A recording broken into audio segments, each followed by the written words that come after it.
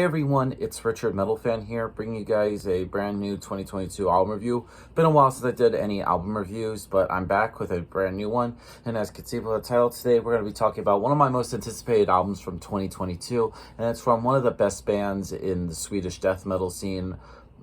And as you can see by the title today, we're going to be talking about The Great Heathen Army by Amon Amarth. New album which came out today through Metal Blade Records.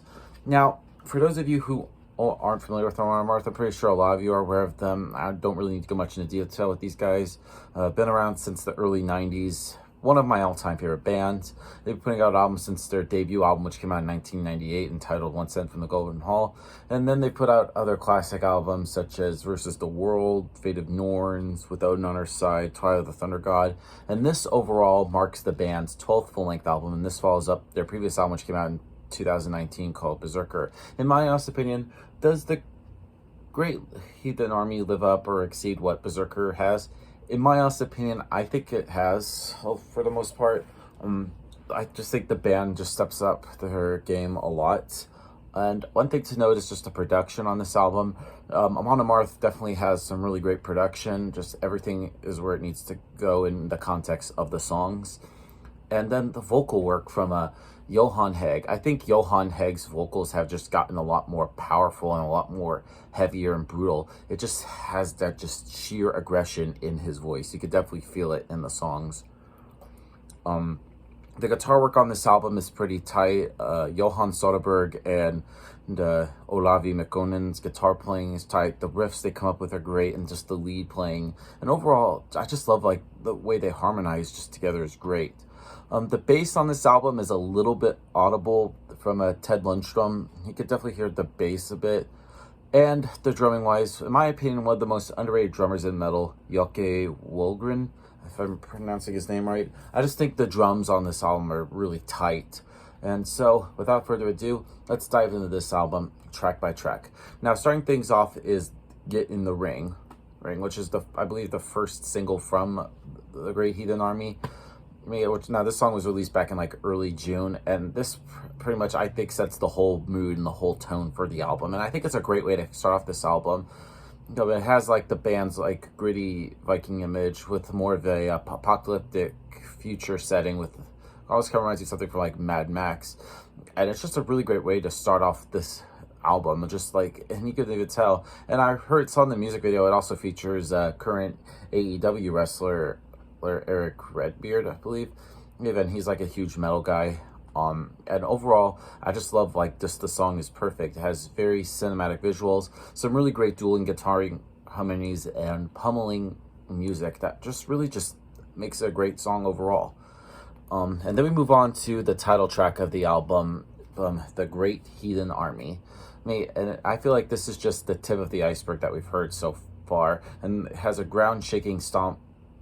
It has almost kind of like a darker sound of like death metal in like the early 90s, and it has like the great growls from Johan, which continues to match the forbidding displays of like the animalistic aggression with like bigger names in the death metal spectrum. Moving on to the next song, which is called Hederon.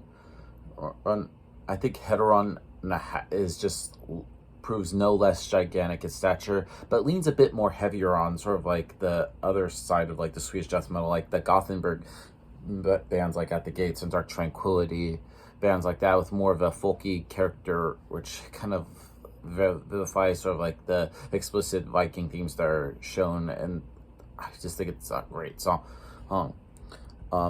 Moving on to the next song on the album, which is called Odin Owns Us All.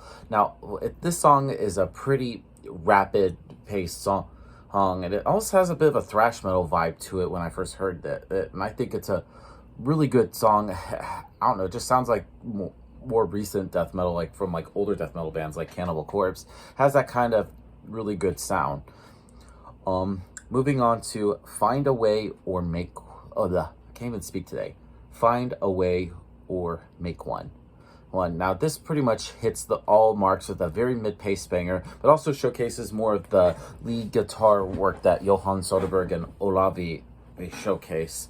And overall, I just think this song is just a really great song. Like, all, like, Amon Amarth doesn't have like a bad song at all.